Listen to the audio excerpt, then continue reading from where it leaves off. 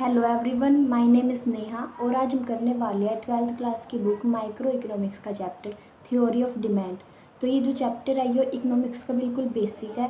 यहीं से हमारी मेन इकोनॉमिक्स जो है वो स्टार्ट होती है। तो चैप्टर का नाम है थ्योरी ऑफ डिमांड, मांग का सिद्धांत। तो इसमें हम डिमांड के बारे में ही सब कुछ पढ़ेंगे। तो पहला ही टॉपिक दे रखा है इन्होंने, कंसेप्ट ऑफ डिमांड, मांग की धारणा, यानी कि डिमांड होती क्या है। तो देखते हैं क्या होती है डिमांड। जो हमारी डेली लाइफ है उसमें हम इच्छा, आवश्यकता और मांग तीनों शब्द का यूज़, तीनों टर्म्स का यूज़ सेम वे में कर लेते हैं, लेकिन ये तीनों एक दूसरे से बहुत ही डिफरेंट है। तो इनमें क्या डिफरेंस है कि आपकी रंगीन टीवी लेने की इच्छा है किंतु आपके पास पर्याप्त धन नहीं है, तो यह इच्छा आर्थिक दृष्टि से केवल इच्छा ही है। मान लीजिए हम कह देते हैं कि मेरे को टीवी लेना है, मेरे को कार लेनी है, मेरे को ये लेना है, मेरे को वो लेना है, लेकिन हम बस उसको चाहते हैं लेना, तो वो हमारी सिर्फ डिज़ायर है।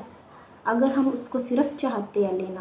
तो नेक्स्ट आवश्यकता क्या होती है कि आपके पास पर्याप्त धन होते हुए भी आप किसी चीज़ पर खर्च करना नहीं चाहते, आपकी विलिंग नहीं है पे करने के लिए उस चीज़ के लिए। आपको उसकी नीड तो है लेकिन आप उस पर पे नहीं करना चाहते, विल नहीं है उसके लिए पे करने के।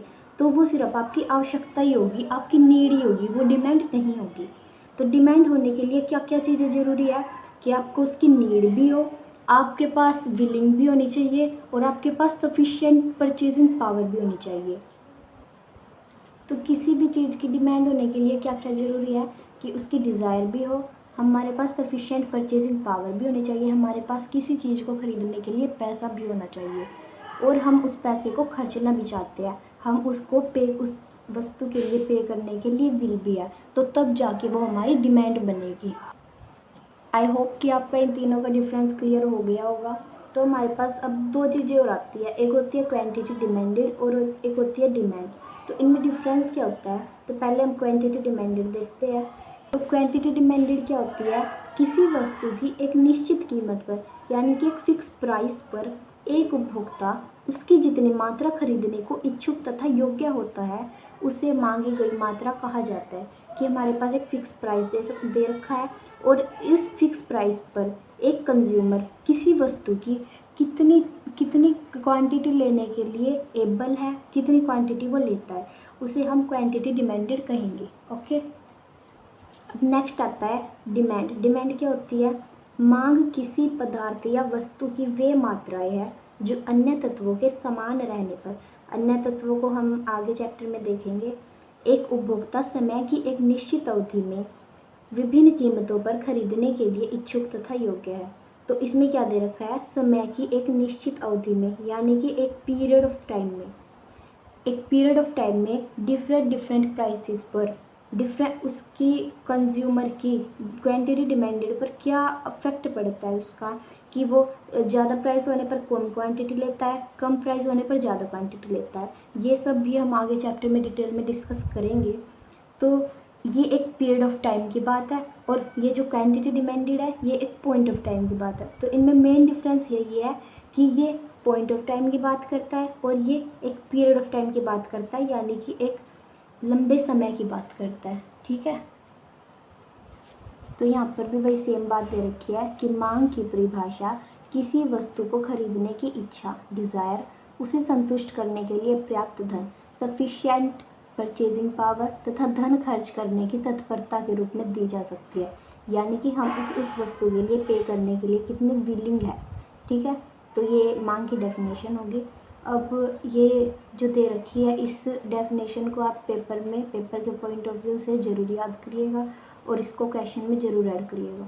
मांग किसी वस्तु की वे मात्राएं हैं जिन्हें एक उपभोक्ता अन्य बातें समान रहने पर, अन्य बातें आगे चैप्टर में आएंगी, प्रत्येक संभव कीमत पर एक निश्चित समय में खरीदने के लिए इच्छुक तथा योग्य होता है। कि जब अन्य फैक्टर समान है जो किसी वस्तु की डिमांड को अफेक्ट करते हैं, वे सब फैक्टर कांस्टेंट है, उस टाइम पर एक संभव कीमतों पर यानी कि डिफरेंट प्राइसेस पर एक कंज्यूमर की डिमांड में क्या इफ़ेक्ट पड़ेगा उसको हम मांग कहते हैं। ठीक है, तो ये भी वही है, पीरियड ऑफ टाइम की बात है। नेक्स्ट जो हमारा टॉपिक है वो दे रखा है डिमांड शेड्यूल। शेड्यूल क्या होती है, टेबल। तो डिमांड शेड्यूल क्या होगी, यहाँ पे सैमुअल्सन की डेफिनेशन दे रखी है कि वह तालिका जिसमें कीमत तथा खरीदी गई मात्रा के संबंध को प्रकट किया गया है मांग अनुसूची कहलाती है। यानी कि वो टेबल जो प्राइस और क्वांटिटी डिमांडेड के रिलेशन को दिखाती है उसे हम डिमांड शेड्यूल कहेंगे। तो ये दो टाइप की होती है, पहली होती है इंडिविजुअल डिमांड शेड्यूल और दूसरी होती है मार्केट डिमांड शेड्यूल। इनको भी डिटेल में दे रखा है। तो इंडिविजुअल डिमांड शेड्यूल क्या होती है?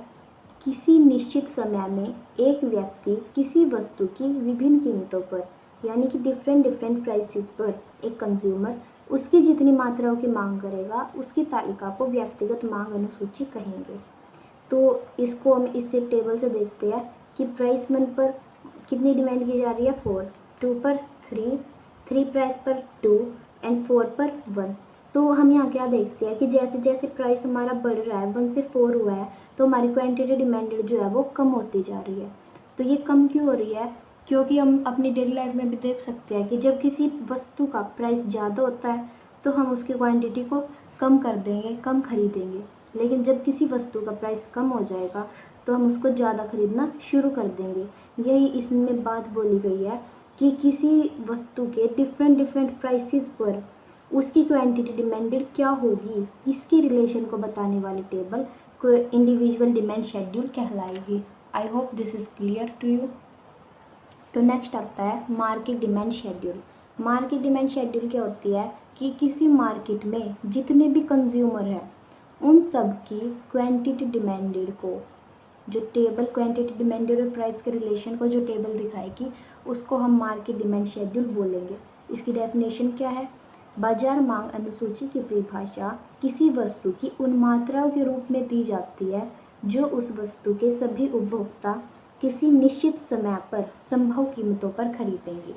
संभव कीमतें यानी कि डिफरेंट प्राइसेस पर किसी बाजार में, पूरे एक बाजार में उसकी कितनी क्वांटिटी की डिमांड की जा रही है वहाँ के सभी कंज्यूमर्स के द्वारा।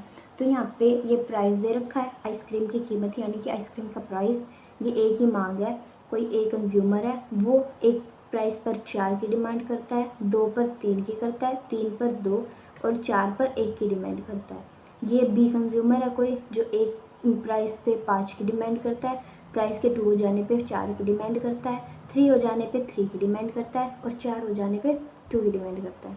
ठीक है, तो हम ये मान के चल रहे हैं कि कोई भी इस मार्केट में 2 ही कंज्यूमर है तो मार्केट डिमांड क्या हो जाएगी? इन दोनों का टोटल मार्केट डिमांड हो जाएगी यानी कि मार्केट डिमांड 1 + 2 हो जाएगी। इनको ऐड कर देंगे 4 + 5 9, 3 + 4 7, 2 + 3 5 एंड 1 + 2 3। तो यहाँ पे हम मार्केट डिमांड से इसको कैसे रिलेट करेंगे? प्राइस के 1 होने पर मार्केट डिमांड 9 है, 2 होने पर 7 है, 3 होने पर 5 है एंड 4 होने पर 3 है। ठीक है, नेक्स्ट टॉपिक आता है डिमांड कर्व। डिमांड कर्व क्या होता है? जो डिमांड कर्व होता है ना वो हमारी जो हमने अभी डिमांड शेड्यूल किया है ना उसी का ग्राफिक प्रेजेंटेशन होता है कि हम उसको एक्स और वाई एक्सिस पे, ये आपने मैथ में पढ़ा होगा, ये एक्स एक्सिस ये वाई एक्सिस, इस पे कैसे रिप्रेजेंट करेंगे उसको ही हम डिमांड कर्व बोलेंगे। तो इसकी डेफिनेशन क्या है? मांग वक्र वस्तु की उन अधिकतम मात्राओं को प्रकट करती है जिन्हें उपभोक्ता समय की एक अवधि में विभिन्न कीमतों पर खरीदेंगे। सेम डेफिनेशन है, यहाँ पर बस मांग वक्र लिख दिया है और यहाँ पे मांग अनुसूची था। ठीक है, इसके भी 2 ही टाइप होते हैं, individual demand curve and market demand curve. Okay, तो पहला है इंडिविजुअल डिमांड कर्व। इसकी डेफिनेशन क्या है? ये क्या होता है? व्यक्तिगत मांग वक्र वह वक्र है जो किसी वस्तु की विभिन्न कीमतों पर एक उपभोक्ता द्वारा उस वस्तु की मांगी गई मात्राओं को प्रकट करती है। ये सेम बात है इंडिविजुअल डिमांड शेड्यूल की तरह कि किसी वस्तु के डिफरेंट प्राइसेस पर एक कंज्यूमर उसकी क्वांटिटी डिमांडेड को कितना लेता है उनका जो रिलेशन दिखाता है जो कर्व, उसको ही इंडिविजुअल डिमांड कर्व कहेंगे। और इस डिमांड कर्व को, इंडिविजुअल डिमांड कर्व को हम इंडिविजुअल डिमांड शेड्यूल से भी डिराइव कर सकते हैं। वो हम कैसे करेंगे? तो यहाँ पे मैंने इंडिविजुअल डिमांड शेड्यूल बना लिया है। ये प्राइस दे रखा है और ये कोई एक कंज्यूमर है, उसकी क्वांटिटी डिमांडेड जितनी वो डिमांड करता है वो दे रखी है। तो अब हम इससे इंडिविजुअल डिमांड कर्व कैसे बनाएंगे? तो हम पहले जैसे हम मैथ में करते थे ना, एक्स और वाई एक्सिस लेके ग्राफिक प्रेजेंटेशन, वैसे करेंगे। ये हमने बना लिया एक्स एक्सिस, ये है होती है हमारी वाई एक्सिस, ये होता है हमारा ओरिजिन। अब वाई एक्सिस पे लेंगे हम प्राइस और एक्स एक्सिस पे लेंगे हम क्वांटिटी। इनको शो करेंगे। ये ले लिया 1 2 3 4 एंड 5। यहाँ पे भी सेम स्केल से मेज़र करके आप इक्वल लेना, 1 2 3 4 एंड 5। तो हम क्या देखते हैं कि जब प्राइस 1 है तो कितनी क्वांटिटी की डिमांड की जाती है, 4 की, यानी कि 1 प्राइस और क्वांटिटी कितनी है, 4। एक ये हमारा पॉइंट आ गया, 1 एंड 4। 2 पे 3, प्राइस है 2 एंड क्वांटिटी है 3, ये भी पॉइंट आ गया। नेक्स्ट है प्राइस है 3 और क्वांटिटी डिमांडेड है 2, price 3 and quantity demanded is 2, third point. और जब प्राइस 4 है तो क्वांटिटी डिमांडेड की जाती है 1, 4 एंड 1। तो जब हम इन सब पॉइंट्स को मिला देंगे, स्केल से अच्छे से करना, तो ये जो हमारा कर्व आएगा इसको ही हम बोलते हैं डिमांड कर्व। तो ये हमारा क्या हो गया, इंडिविजुअल डिमांड कर्व, यानी कि कोई एक कंज्यूमर है ना, वो कितनी डिमांड करेगा, प्राइसेस के डिफरेंट प्राइसेस पे कितनी क्वांटिटी की वो डिमांड करेगा, उसको जो दिखाता है वो डिमांड, इंडिविजुअल डिमांड शेड्यूल और इंडिविजुअल डिमांड कर्व। ठीक है, तो यहाँ से हमें क्या देखने को मिलता है कि ये जो डिमांड कर्व आया है ये ऐसे आया है, यानी कि ये डाउनवर्ड्स है। इसका जो स्लोप है वो कैसा है, डाउनवर्ड। इसको हम डाउनवर्ड स्लोप बोलते हैं, जो ऐसे आता है। और डिमांड कर्व हमेशा ऐसे ही बनेगा, क्योंकि जो प्राइस होता है और क्वांटिटी होती है उनमें नेगेटिव रिलेशन होता है, नेगेटिव या इनवर्स रिलेशन। क्यों होता है, क्योंकि जब हमारा प्राइस कम होता है, जब कोई भी वस्तु, कोई भी गुड्स सस्ती होती है तो हम उसकी क्वांटिटी को ज़्यादा खरीदते हैं, और जब उस वस्तु का प्राइस या जब बढ़ जाता है तो हम उसकी क्वांटिटी कम कर देते हैं, उसको कम खरीदते हैं। ऐसा ही करते हैं ना डेली लाइफ में। तो नेक्स्ट हमारे पास आता है market demand curve. Market demand curve क्या होता है, बाजार मांग वक्र वह वक्र है जो किसी वस्तु की विभिन्न कीमतों पर बाजार के सभी उपभोक्ताओं द्वारा मांगी गई मात्राओं के जोड़ को प्रकट करता है। ये भी सेम बात है कि एक मार्केट में जितने भी कंज्यूमर है उन सब के क्वांटिटी डिमांडेड पे प्राइस का जो इफ़ेक्ट पड़ेगा, क्या जो रिलेशन होगा, उसको दिखाने वाला का मार्केट डिमांड कर्व होता है। और मार्केट डिमांड कर्व जितने भी कंज्यूमर है उन सब का टोटल होता है, उन सब का हॉरिजॉन्टल समेशन होता है, यानी कि समसतल जोड़ होता है। ऐसे जो होता है उसको हॉरिजॉन्टल बोलते हैं। और इस मार्केट डिमांड कर्व को हम मार्केट डिमांड शेड्यूल से कैसे डिराइव करेंगे वो भी देखते हैं अभी। यहाँ पे मैंने मार्केट डिमांड शेड्यूल बना लिया है, तो इससे हम मार्केट डिमांड कर्व कैसे डिराइव करेंगे वो देखते हैं। तो यहाँ पे ये प्राइस दे रखा है, ये कोई एक कंज्यूमर है, उसकी प्राइस और क्वांटिटी डिमांडेड के साथ रिलेशन है। ये कोई बी कंज्यूमर है, उसकी डिमांड है, और ये मार्केट डिमांड है। मार्केट डिमांड यानी कि जो मार्केट में 2 कंज्यूमर प्रेजेंट है उनका टोटल, 4 + 5 9, 3 + 4 7, 2 + 3 5 एंड 1 + 2 3। तो हम पहले एक कंज्यूमर का डिमांड कर्व बनाएंगे। तो वो हमने अभी किया था ना, कैसे होगा, ये है हमारी Y axis origin, X axis, Y पे लेंगे हम प्राइस, एक्स पे लेंगे हम क्वांटिटी। अब इनको मेज़र कर लेंगे, 1 2 3 4 5, 1 2 3 4 एंड 5। तो जब प्राइस 1 है तो डिमांड कितने की जाती है, 4, 1 प्राइस डिमांड 4, पॉइंट आ गया। 2 पे है 3, 2 पे क्या है 3, प्राइस 3 है, डिमांड 2, एंड प्राइस 4 पे है 1।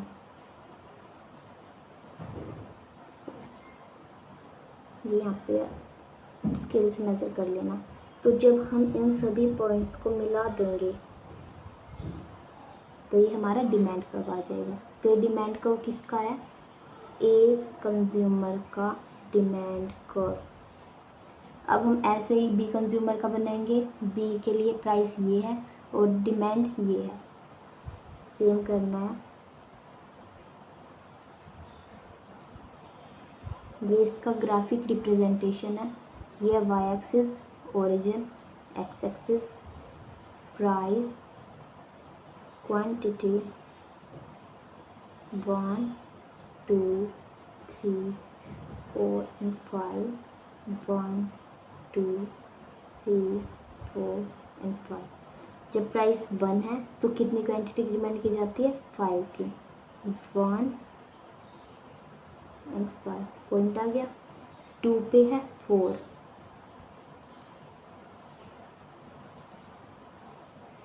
3 पे है 3,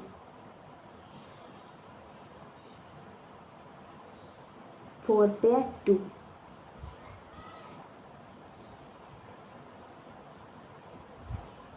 अब हम इन सभी पॉइंट्स को मिला देंगे। ये भी हमारा क्या आ गया? Demand curve. लेकिन ये डिमांड कर्व किसका है?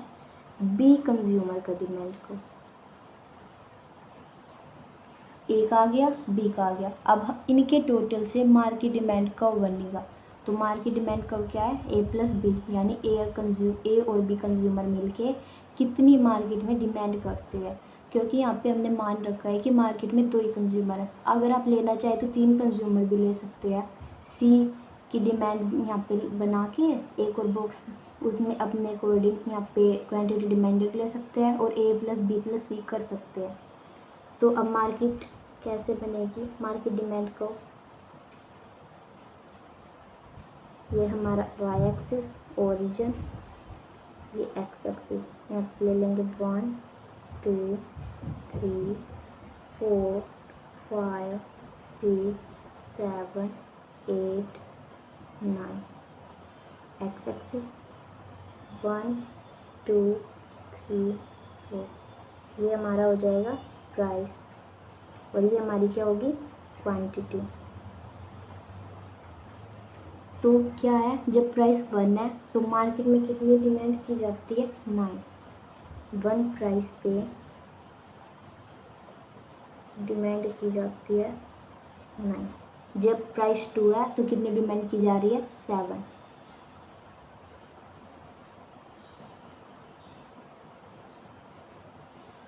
एक और पॉइंट आ गया। 3 पे कितनी डिमांड की जा रही है? 5।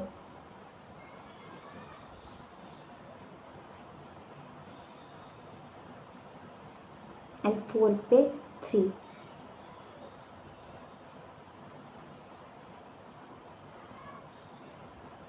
इन पॉइंट्स को भी हम मिला देंगे।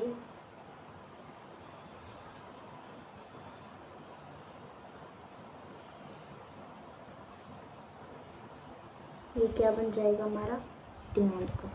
ये क्या है? अभी हम यहाँ पे लिख भी देंगे। ये 1 प्राइस पे 9 थी ना, ये कैसे आया? 4 + 5 करके। और ये 2 प्राइस पे 7 थी, ये कैसे आया? 4 + 3। 3 पे 2 + 3 करने पे 5 आया। एंड 4 प्राइस पे 3 कैसे आया? 1 + 2। तो ये हमारा कौन सा डिमांड कर्व है? Market demand curve. ये हमारा मार्केट डिमांड कर्व आया कैसे है? A consumer plus B consumer को ऐड करके। तो यहाँ पे भी हमने देखा जो हमारा डिमांड कर्व आ रहा है वो ऐसे ही आ रहा है, डाउनवर्ड्स। तो जो डिमांड कर्व होता है वो हमेशा ही डाउनवर्ड्स होगा, क्योंकि जो हमारा प्राइस होता है और क्वांटिटी होती है उनके बीच इनवर्स रिलेशन होता है। प्राइस के बढ़ने पर क्वांटिटी कम होती है और प्राइस के कम होने पर क्वांटिटी बढ़ जाती है। ये आप अपनी रियल लाइफ में भी देख सकते हैं कि आप सस्ती वस्तुओं को ही ज़्यादा खरीदते हैं। तो आज के लिए बस इतना ही। अगर आपको वीडियो अच्छी लगी हो तो चैनल को लाइक कर देना, वीडियो लाइक कर देना, कमेंट कर देना।